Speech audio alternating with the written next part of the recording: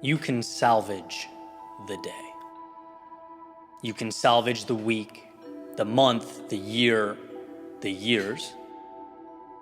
All is not lost. It's never lost. The trap is looking back and using what happened to define what will happen. Using what's behind you to map what's in front of you. What brought this to mind? Well, personal note, this has happened before. Today was not a good one. At least not until now. Not from a productivity standpoint. I just got back from Europe, a little jet lagged. I've never had more to do, but simultaneously done so little with my time, which is frustrating. But I'm going to the gym in an hour, and that leaves me 60 minutes to salvage what could easily have been looked back upon as a lost day. See, something that I think is beautiful about life is that you can get countless things wrong. You're afforded substantial room for error. And it's often, you only need to get one thing right. Like take dating, right? Countless wrong relationships. You only need one to work out, right? Entrepreneurship, ton of mistakes, lots of swings and misses. That's built into the process, but the one win can change everything. Or these stories, these ideas I share on social media, right? A lot of them totally miss. They resonate with me and, sometimes me alone. But if one resonates with others, one gains traction, there's a lot of impact to be had there.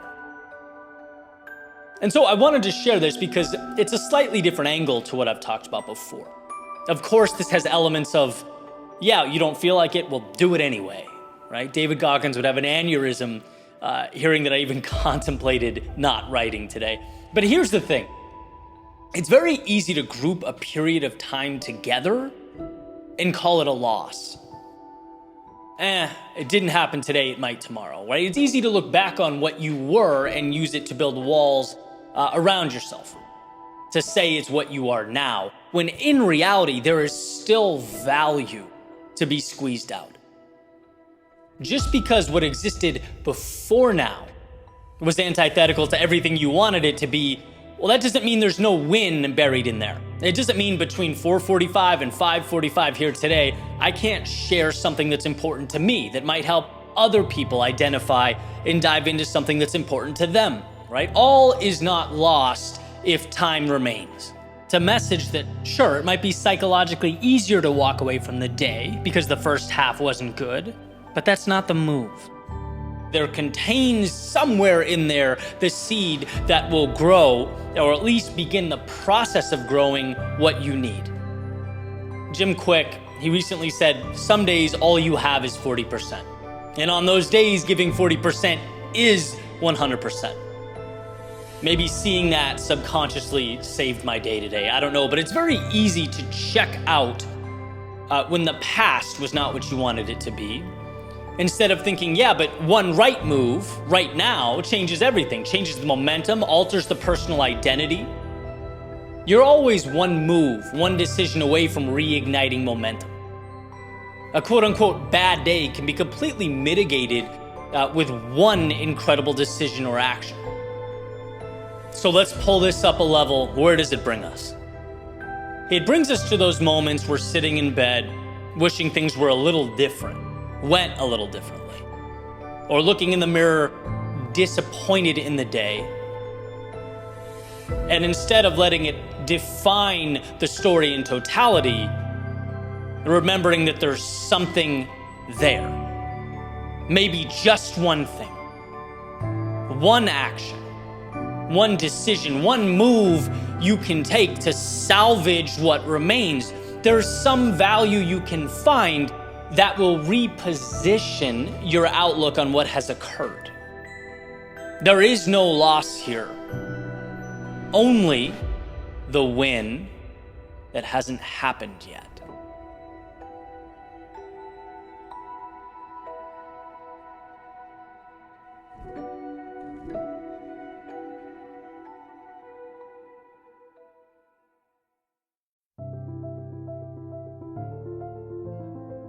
was in the car recently with my sister Allie, her girlfriend Alex, and her girlfriend's dad, Jeremy. We were on our way to dinner in Naples, Florida, simultaneously driving and kind of looking through different places to eat. And no one really knew the area well, right? So we get to the point where we're pretty sure we have a spot we want to go picked out, when Alex suddenly looks up her phone and says to her dad, looks like the place we're going tonight is a little fancy. And so for context, right, they're both from London. Their accents make this 1,000,000 times better. And he hears her, he looks back over at her and says, well, we deserve fancy, don't we, darling? And I'm like, oh my God, you guys are a real life movie and don't even know it. I thought it was just such a beautiful thing. Moments like that are everything. Reminders to immerse ourselves in the moment, in what matters with the people that matter. This, of course, wasn't about the restaurant, but how evident it was that he was grateful to be there. I remember seeing a quote that said, if you can't find joy in a cup of coffee, you certainly won't find it in a yacht. So how's that for perspective? It's the little things that hold the value, the ones that become the big things. And while our eyes are fixated on mountaintops, life is about the climb. Or as it's put in another anecdote, we live not for the destination, but for the journey. And see, this is a very timely topic for me. I woke up today having hit the milestone, 500,000 subscribers on YouTube, which has honestly been a goal of mine since I started doing this in 2014. I woke up so excited, so happy, so grateful for every single view, for every person that stumbled upon my message and saw somewhere in my journey a little piece of their own. But as today's gone on, it's been interesting. I found myself more and more unsure how I feel. Because on one hand, it is representative of that exact thing. The journey, the ride. I feel like the luckiest human alive, with friends and family that have truly carried me through the valleys of life. And if anything, milestones like these honor them and the light they bring to the world. But on the other hand, a part of me couldn't help thinking, oh, okay, I guess 1,000,000 is next. And trust me, I wish that wasn't true, but it is. I remember reading in the Almanac of Naval Ravikant a passage where he said, essentially that the excitement of acquisition isn't in the thing we're acquiring, it's in the anticipation of it, the buildup. I believe he used the example of a Ferrari, implying that waiting for it was the fun. That's the rush. Getting it is just kind of, okay, now I have a Ferrari. And that's what makes these benchmarks we create so interesting. They're everything and nothing simultaneously. Reminders that finish lines aren't of value for their own sake. They're valuable because they remind you of the race you ran, the highs you cherished, and the lows you fought through. Life ebbs and it flows, and I'm continuously fascinated by its duality, by the overlap we need to live in, how two things can be true at once and so often are. I can sit here today and tell you, I think in a lot of ways, societally, we've gotten a little soft, too soft, that we often fail to understand that the road to what we want runs through the very landscape that will push us to be more than we've ever been. That we have to get comfortable being uncomfortable. Or that the beauty of being human is that we can make sacrifices now for that which we desire in the future. All this, as far as I'm concerned, is absolutely unequivocally true. But there's also the existential question. Yeah, but for what? If you're not living, cherishing the little things, finding the miraculous in something as small as a cup of coffee, then when, darling, will you let yourself deserve fancy? No, I'm not going to claim I have all the answers. I do not. But if my time on this planet is a test case, well, here's what it showed me. When life is all about the destination, the 500K milestones, the money, the growth, the status, the world becomes hollow, and man, does it hollow out fast. Things mean less.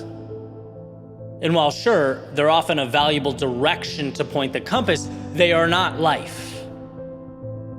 And on the contrary, when it's all play and no direction, all wandering and no learning, all chaos and no building, that subsequent meaninglessness emerges again. It's in balancing the two. Life is incredible, but only to those who make a point to see it as so. And God, is that easy not to do? It blows my mind how easy it is to miss the things that are most important. That's what this day has taught me. The finish lines and 500,000 milestones, though few and far between, are a celebration. But they do not point to themselves. They point to the little things.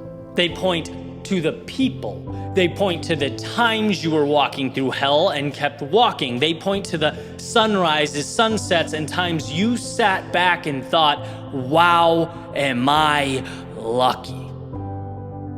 After all, there's a reason the view from the top points right back down to the world below. Shines a spotlight on the very ascent you just endured. As if highlighting what really matters, what life is really about. And so today, by default, a new ship has left the port towards a new horizon. Compass aimed at, let's say, 1 million. Why not? But it's essential to remember that that is the North Star that guides the journey. It is not everything. I challenge you to point your compass accordingly to whatever it is in your world that matters, that excites you, that lifts you up. And when you arrive, let it be not the goal in and of itself, but a celebration of the joy, the happiness contained along the way, the fact that you did look around and smile, did cherish those sunsets, sips of coffee, that you treated yourself to fancy, and that you paused every now and then to say to yourself, thank you.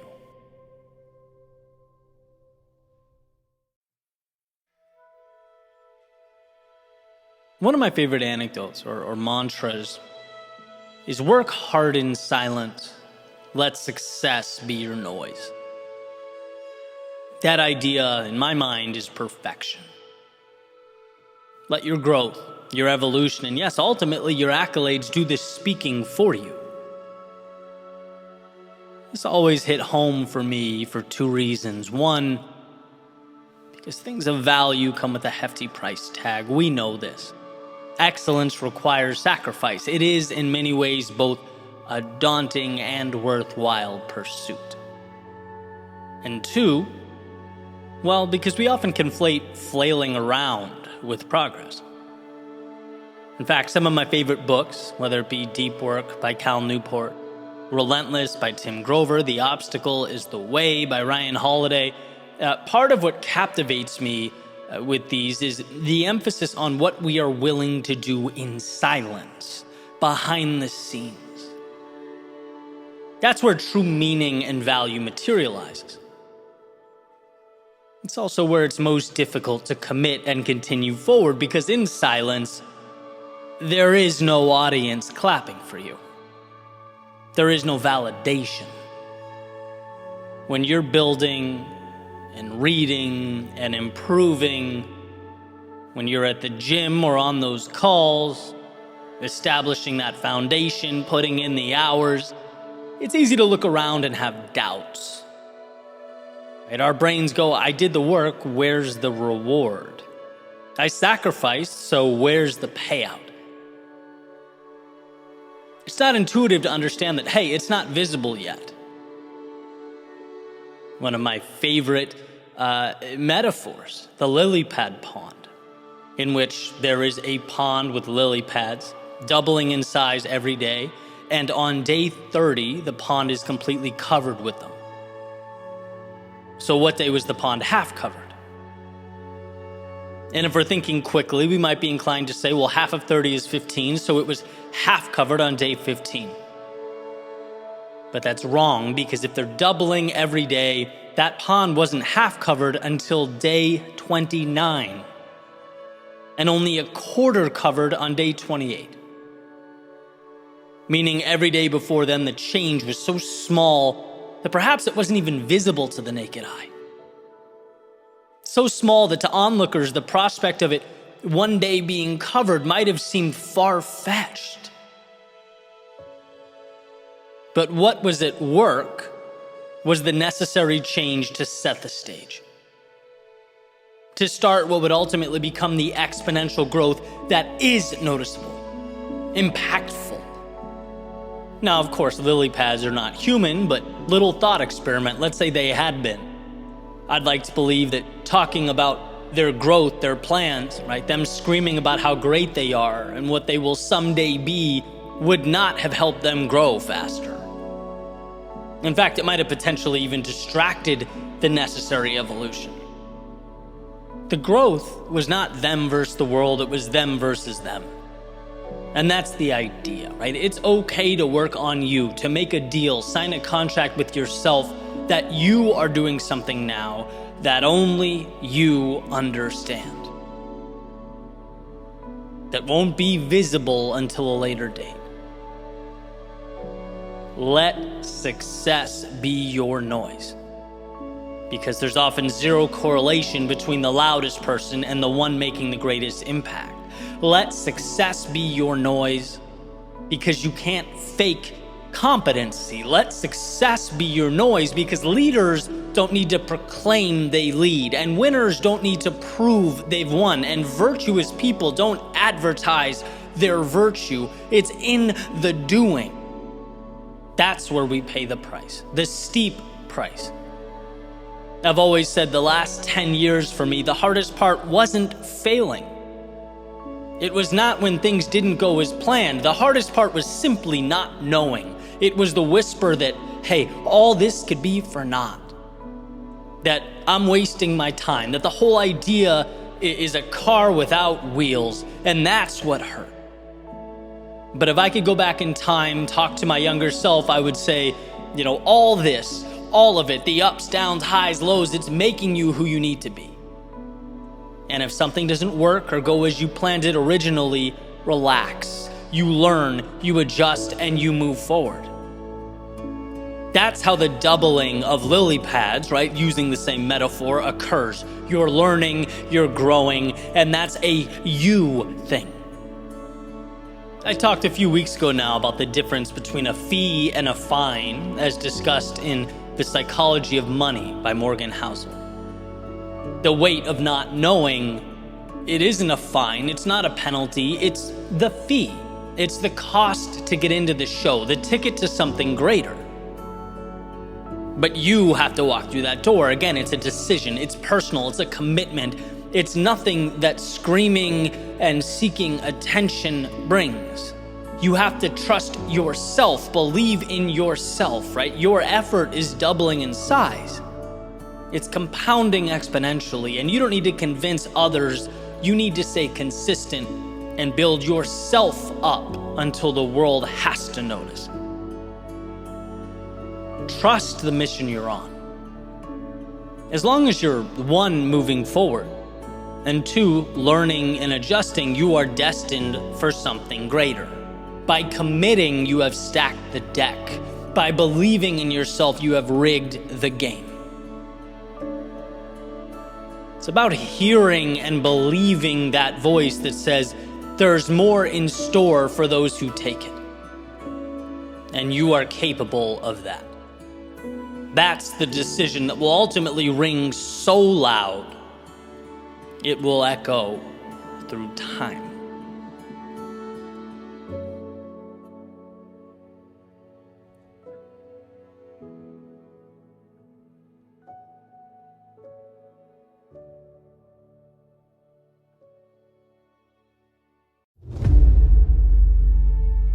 Do you ever wonder how much of you has materialized?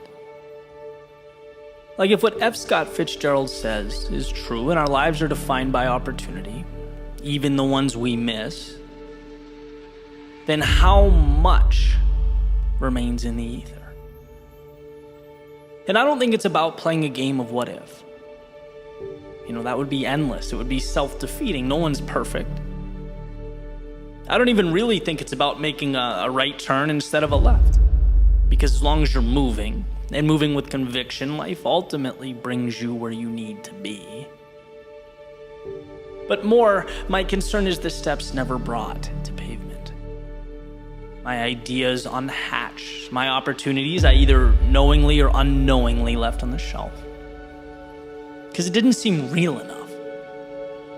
Like a Broadway play between my ears that as a spectator I knew would end. After all, that's what stories do.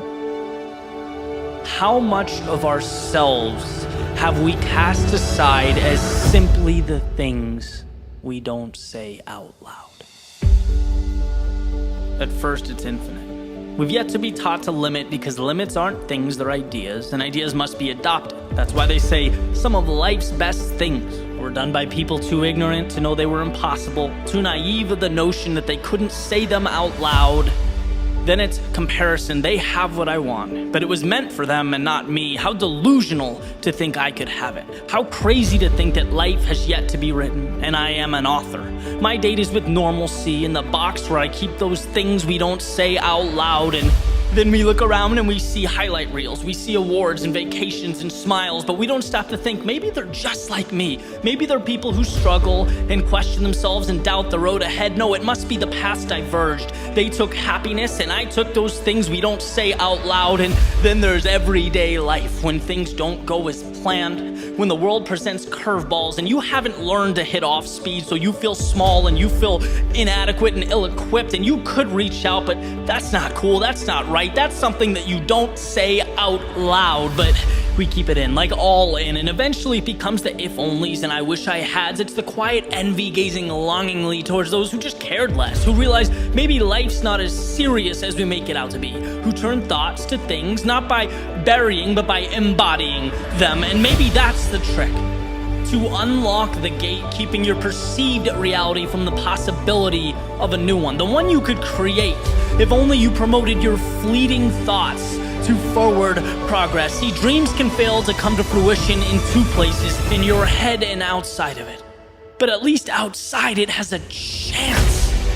At least outside you can take the common, normal, everyday background and make it the backdrop to your movie, where you play a lead role.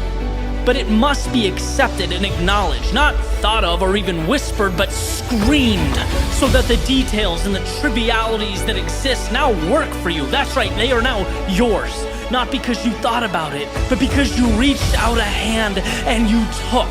You asked the world for something. And in life, it will always be true that you don't get what you do not ask for.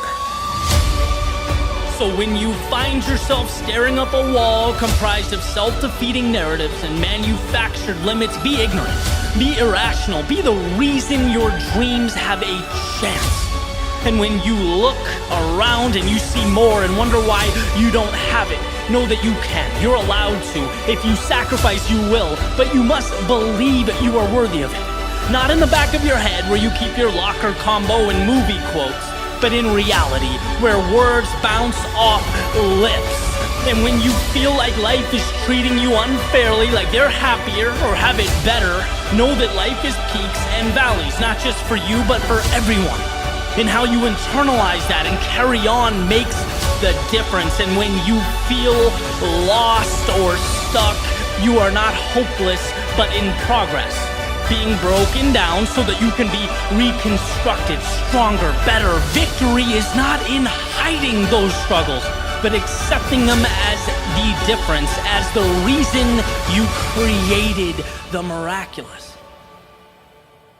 Not because you had dreams, but because you said them out loud.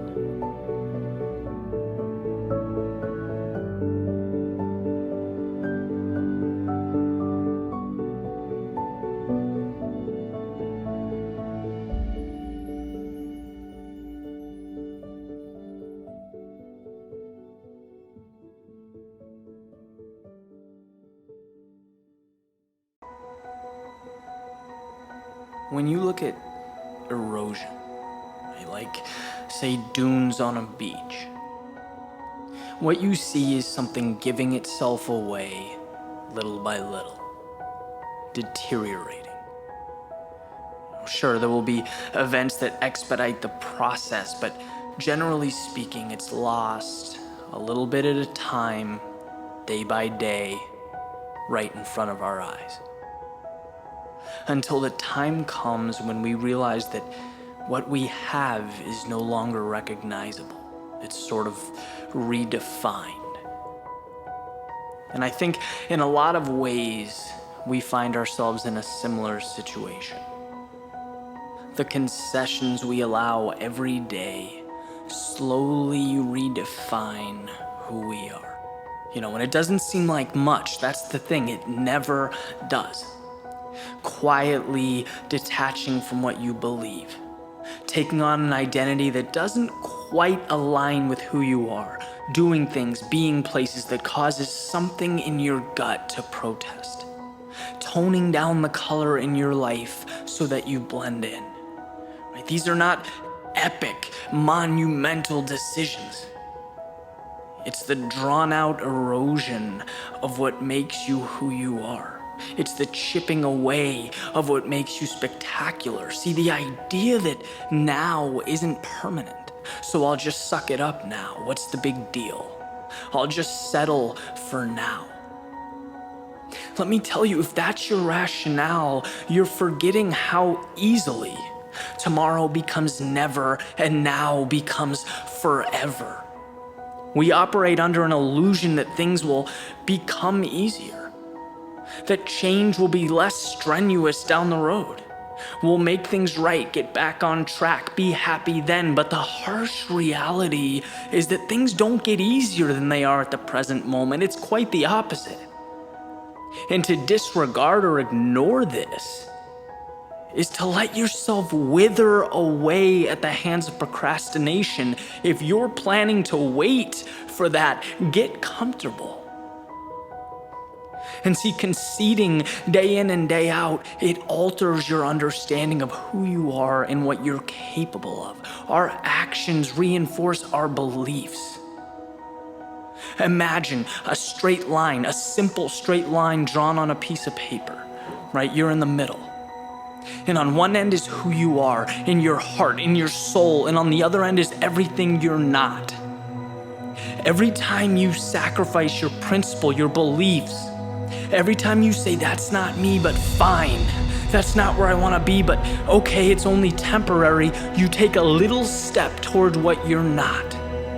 And another step, and one day you look in the mirror and you have no clue who's looking back at you.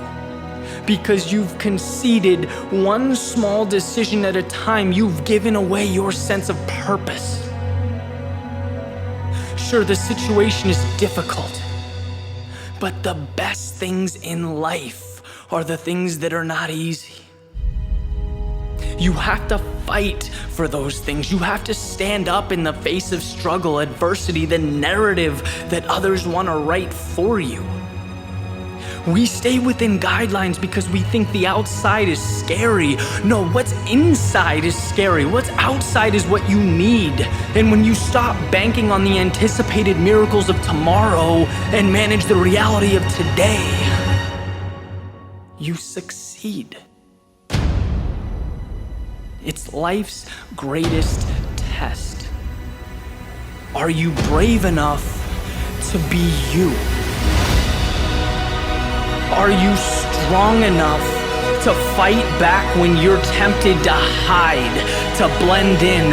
Every time you summon the courage to stay true to yourself, it gets easier. The difficulty lessens.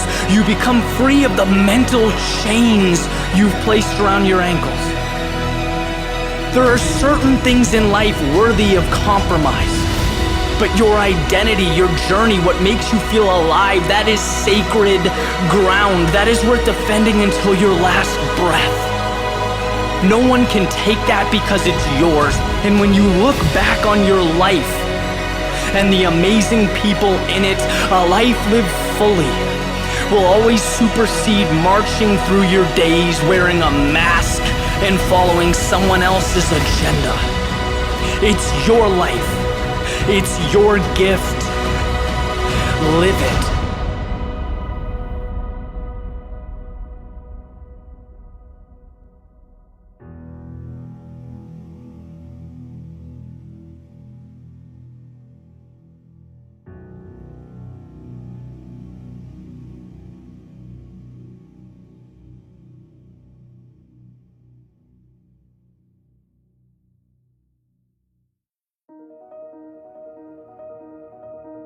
Normality is a paved road. It's comfortable to walk, but no flowers grow. Vincent van Gogh. What is normality? Well, according to the dictionary, normal is the usual, average, or typical state or condition. Common. Normal is also a decision. There's a quote by Robin Sharma, and I've looked to this for years. It states, if you want what the 5% have, you need to be willing to do what only the 5% are willing to do. What they obtain is not, definitionally speaking, normal. It's uncommon. And what they do to arrive at that outcome is also uncommon. They play by a different set of rules, and in doing so end up with an entirely different outcome than most.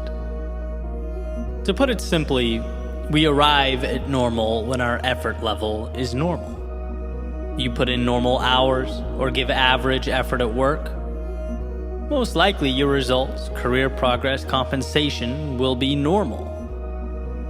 You pay moderate attention to your fitness, your health, well, your level of physical fitness will be normal. You dedicate typical levels of effort to your relationships will be normal.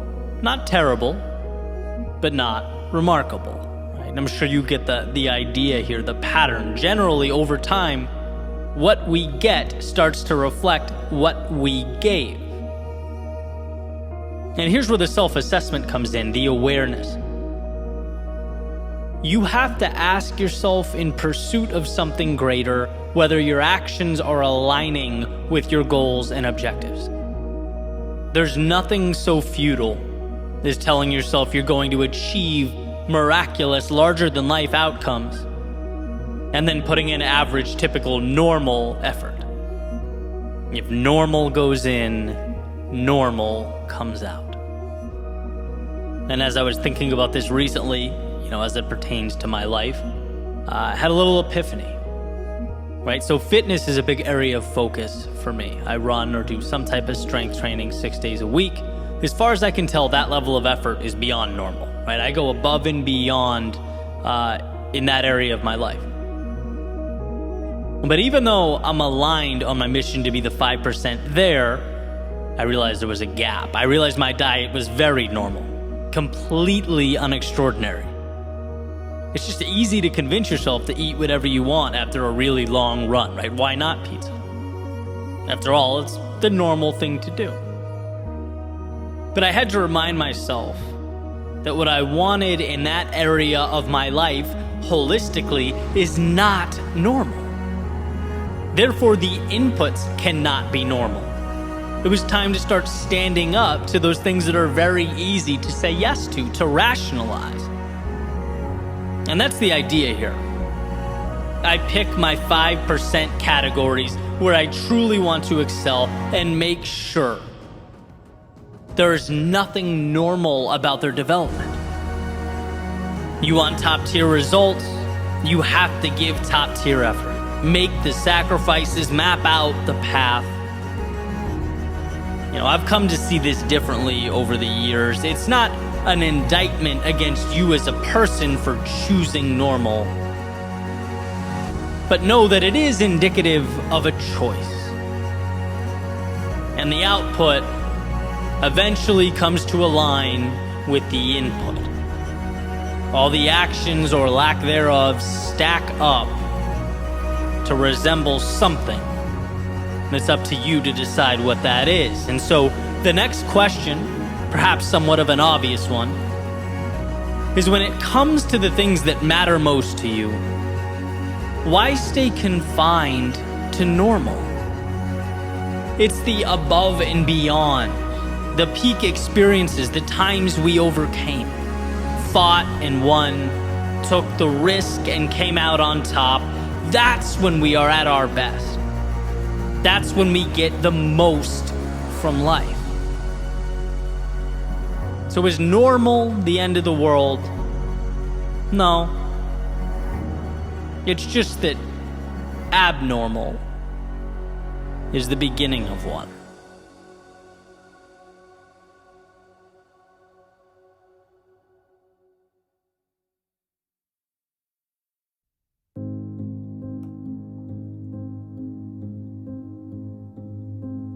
The world, it needs you. But it needs the real you. Not the one with the mask, looking to blend in. Nor the one making all those concessions to avoid being left out. No, the real you. With your flaws and your insufficiencies, your strengths and your gifts, your hopes and your dreams. It needs the you that so often hides away underneath that blanket of caution and skepticism. The you that's coupled with vulnerability, more easily ignored than brought to life with conviction. But that's the you this world needs. When I was younger, I seemed to separate life into two categories. Me in one, and everyone else in the other. And guess which of the two categories I assumed had it all figured out? In my mind, I was the one, the only one who didn't know. The one who was winging it, stumbling my way through each and every day. All those other people, though, they not only had plans, they had the right plans. They knew the right details, but I didn't. And so in my head, me being right required I necessarily look to them. I follow their lead. Since there exists an established correct path, that must be where I steer the ship.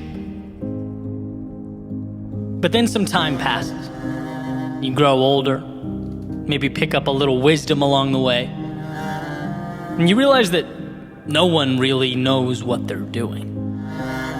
There are very few objectively correct roads that must be traveled.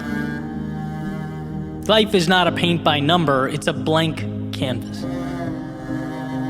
And understanding this changed the image in my head. From one of me knocking on the door of a party everyone else was at, to visualizing almost 8 billion individual souls running around trying to figure things out in the limited stretch of time they have here on planet Earth. I realized I had at times felt small only because of the gravity I attributed to people who were just trying to figure it out themselves. And the point, certainly not to diminish anyone else's journey, it was to give myself permission to embark upon my own. It's just hard to do that when you view everyone else as one collective, all-knowing entity, as opposed to 8 billion people just like you with thoughts, fears, hopes, and plans. The question is not what is the right thing to do here. The question is, when will you allow yourself to venture out into the world and find what the right thing means for you? That's what's required. And the world will be better for you having found it, because after all, no one sees life like you do. No one has the background or worldview, The universe has conspired to put you as you are here now. Almost an impossible occurrence in and of itself. How easy that is to forget. We were born on the summit, yet the inclination, for some reason, is to keep our eyes closed. No, open them. Take it all in. Allow the view to propel you forward. The world needs you. It needs you with your mistakes that have helped you evolve into the person you could never have been without them. It needs you with your worries and your fears. Conquering them will be pivotal in your evolution. It needs you with your flaws and blemishes. How else would life convince you that the things that make you different are the same things that make you strong? It doesn't matter how many people tell you or try to explain to you the magnitude of what's at your feet. Life does not begin until you allow yourself to start living. Until you realize that yesterday does not define you. And the categories in which you've placed yourself, they're transitory. The past is not the reason you can or can't begin again. It's not who you are forever. No, it's the advantage you now possess as you move forward, should you choose to move forward. It's in realizing you are bound by nothing that you free yourself. And for the one wondering, why does it matter what I think? Why should I start or try or risk anything? Why should I pick up the brush and start painting on that canvas before me? Well, because that step is where it all begins. The meaning, the purpose, it's all predicated upon our willingness to pick that brush up and start painting. You ask, what's the point? The point is everything. One detail at a time, we dismantle our previously held notions about what life is supposed to be and finally start living one that matters. No one's masterpiece will look like yours. No one's depiction of life will follow the same parameters you've etched onto that canvas. In fact, there are people that will be changed forever because you chose to live your life fully. There are lives of those around you that will be transformed because you picked up the brush. There are stories that will now end in triumph because you found the courage to start, to see light in yourself.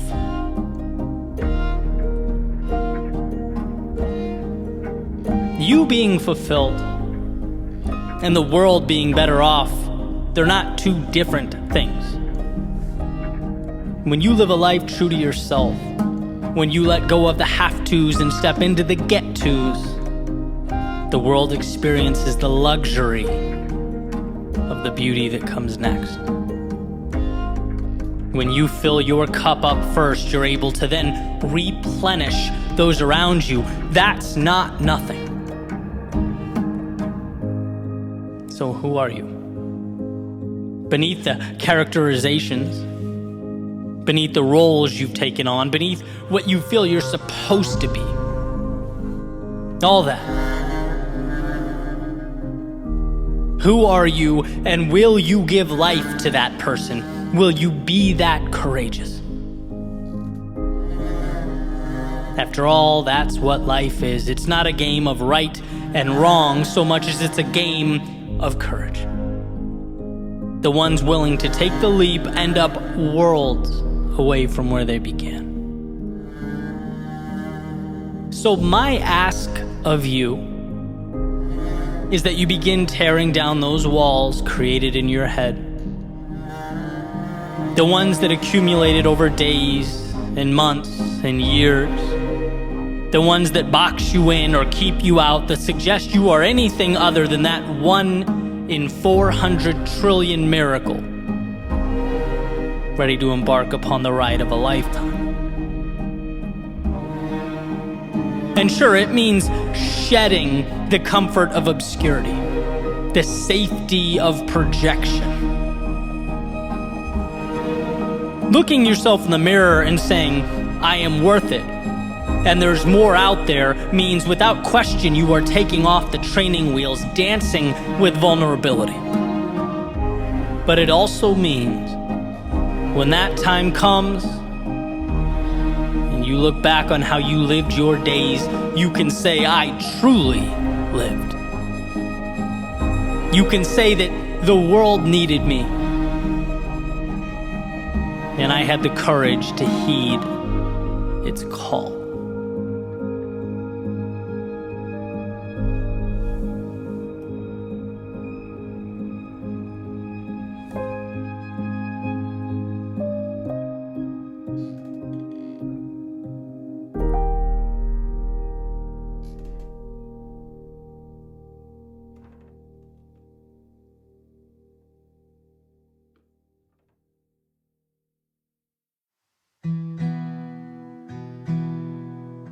Sometimes the inspiration doesn't come to you. No, sometimes you have to go out and find it. When it hurts the most, when the deck seems stacked against you, when the road to travel seems to be longer than you can endure. These are the times we're tasked, not with waiting, but with creating. And those lows, they become highs because they force us to self-assess, to look around and say, I don't want to feel this way anymore. I'm done tolerating X, accepting Y, associating with Z, and so a bridge must be created to something. And your question is simply, what's that something going to look like? Here's what's interesting. Knowing what you don't want is often the beginning. It breathes life into a first step. Maybe you look up and you have no idea what step 2,000 or 3,000 looks like, and that's perfectly okay.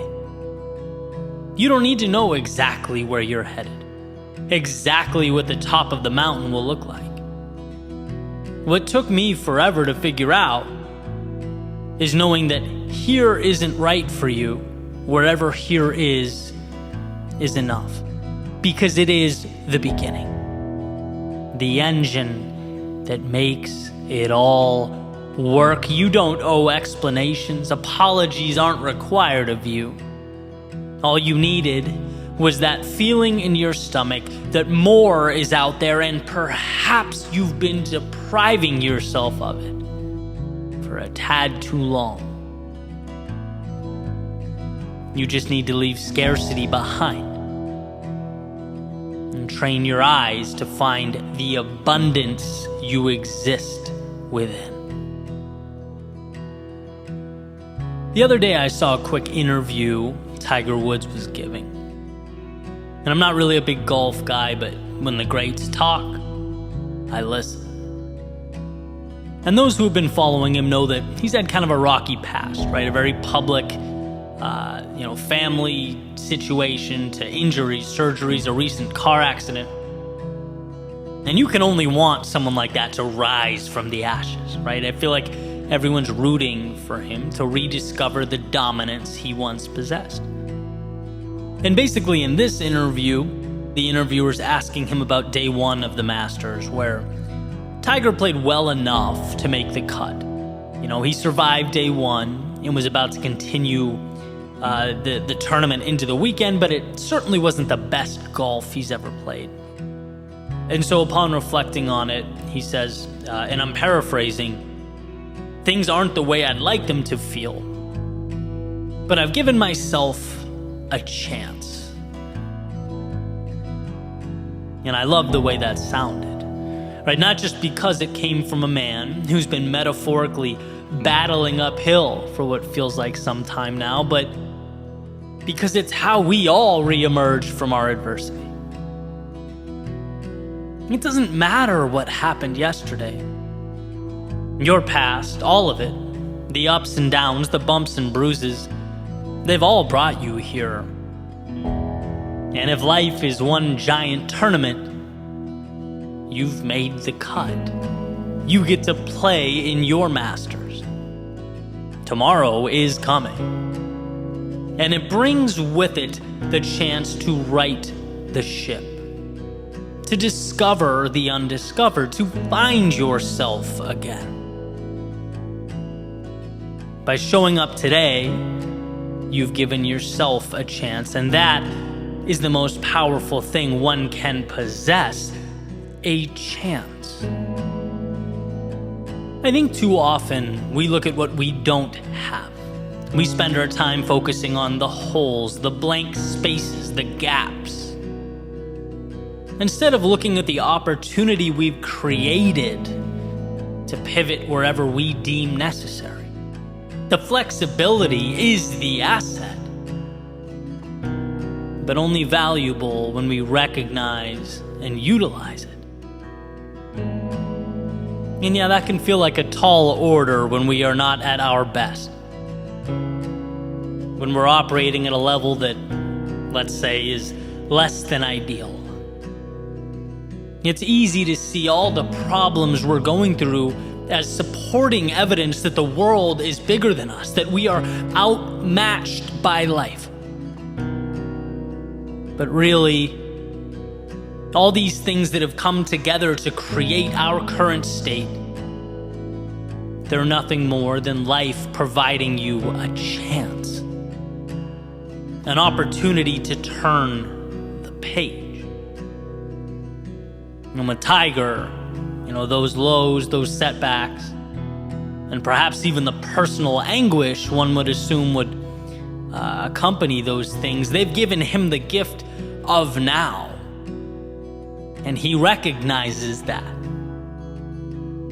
Just like everything that has paved the way for you has done the same.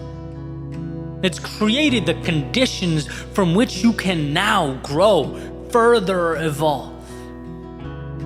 It's providing a little nudge towards those things we need to do, but maybe sometimes drag our feet a little too long. So when the world throws you curveballs, how about seeing the situation as a chance to hit off speed, to step up to the plate and make something of what we thought was misfortune? When one trades, it's happening to me, for it's happening for me, you're presented advantages that were previously unavailable. They weren't there. And not because they didn't exist. They weren't there because they weren't recognized. Because perhaps you saw the very thing that could help you as the thing that would hurt you. But regardless, here you are. Sharpened by the mistakes you made and shaped by the lessons you learned, you are here. Not to relive the past, but to create a new reality, write a new chapter, walk a new path. You are here. And wherever next happens to be, let it unfold because you chose it. Let it evolve because it's who you are. Leave the stands and make your way to the stage, where sure, the stakes are higher, but so is the upside. I often talk about the power of looking over our shoulders at those highs and lows from time to time. Not because they have power over us, but because they have made us powerful. Look at all you've endured. See all that you've overcome, and for what? Well, to put it simply, for the gift currently at your fingertips. The chance to say years from now that sure, you lost yourself, Things became chaotic, confusing, convoluted. Maybe you were unsure. Maybe at times you even felt alone. But those times, the same times that could have kept you down, instead reminded you what you were capable of becoming. You don't get the light at the end of the tunnel without walking through the darkness. And so to remember that all this has unfolded to bring about something beautiful on the other side, well, that just might be the perspective that you've needed, that you've left behind. The world will only give you what you ask for. And so right here, right now, instead of accepting a continuation of your past, how about demanding an evolution of yourself? That game of life awaits. And so for your sake and the world's, don't be afraid to play.